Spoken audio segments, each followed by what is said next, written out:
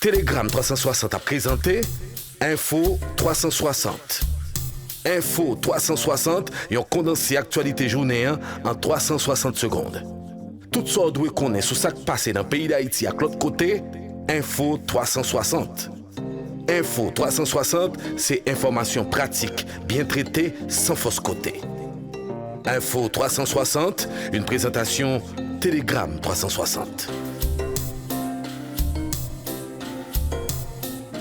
Bonsoir à tous, bienvenue à la troisième sortie d'Info 360 pour cette semaine. À la une de ce soir, des employés du Sanjiskio ont gagné les rues une nouvelle fois ce mercredi pour réclamer la libération de Douglas Pape, fils du docteur William Pape, enlevé le 28 novembre 2023 à Kinskov par des hommes armés. Escortés par les forces de l'ordre, les protestataires ont défilé dans plusieurs rues de Port-au-Prince pour exprimer leur ras-le-bol face aux kidnappeurs qui décident de retenir l'otage malgré le versement de 3 rançons. C'est bien financé au moral.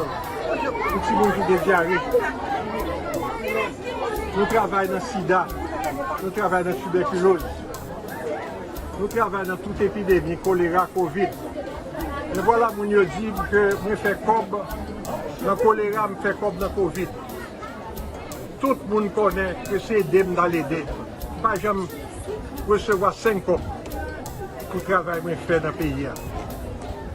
Et comme remerciement qui se fait, je kidnappe les petites mains qui travaillent dans l'agriculture. Et nous tous connaissons le secteur sensible de l'agriculture. Personne ne va travailler là-dedans. Tous les amis partis, ils veulent arrêter parce qu'ils veulent travailler à paysan. Mais ça, ils remettent comme remerciement. Telegram 360 a présenté Info 360. La route nationale numéro 1 est bloquée ce mercredi au niveau de l'Arcaillet. Par ce mouvement, les Archelois entendent protester contre les différentes menaces proférées par les hommes armés de déluger. Cette situation a paralysé les activités commerciales de la commune. Les riverains dénoncent les forces de l'ordre qui n'arrivent pas à mettre les bandits hors d'état de nuire. Autre dossier, publication des résultats d'un sondage d'opinion réalisé sous le label Baromètre économique et financier 2024, une initiative de Pro-Éco Haïti, un échantillon de 336 professionnels travaillant directement ou indirectement dans les domaines de l'économie, de la finance et des politiques publiques a répondu aux questions sur les perspectives de l'économie haïtienne. Ils sont plus de 82,6% à croire que l'insécurité et l'incertitude politique seront les principaux obstacles à la croissance de l'économie haïtienne en 2024.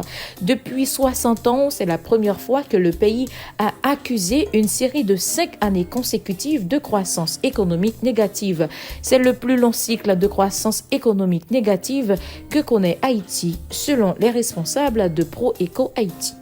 Le directeur administratif du Centre national des équipements a répondu ce mercredi 10 janvier aux questions du juge d'instruction Alduniel Dimanche. Cette audition s'est déroulée dans le cadre de l'enquête relative au détournement de biens publics au CNE. Info 360, yon condensé actualité journée en 360 secondes. Sur le plan international, entre 2022 et 2023, la frontière sud-ouest des États-Unis a enregistré le plus haut niveau de migrants depuis 2000, comme le montre un tableau comparatif réalisé par le New York Times. Cette poussée a clairement eu des inconvénients. Le travail dangereux des enfants, celui des enfants migrants qui arrivent seuls à la frontière et sont souvent admis, a augmenté aux États-Unis. Certaines communautés frontalières sont débordées, les services sociaux dans les grandes villes sont mis à rude épreuve. De nombreux démocrates sont mécontents de cette évolution. Les gouverneurs de l'Arizona, du Colorado, de l'Illinois et de New York se sont tous plaints. Le maire d'El Paso, au Texas, Oscar Lisser, a déclaré récemment que sa ville avait atteint un point de rupture. Henry Qualler, un démocrate de la Chambre qui représente un district frontalier du Texas, a déclaré que Trump était allé trop loin dans un sens et que Biden était allé trop loin dans l'autre.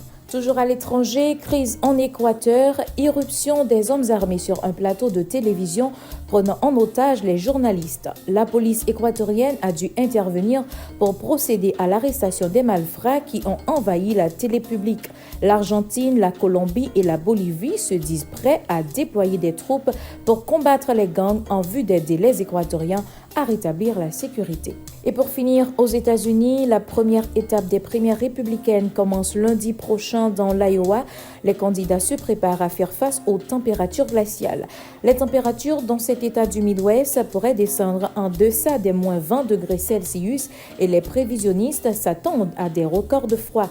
Une tempête hivernale frappe une grande partie des États-Unis d'Amérique du Nord depuis le début de la semaine. Fin de cette édition d'Info 360. Merci de l'avoir suivi. Au revoir et à demain. Info 360, une présentation Télégramme 360.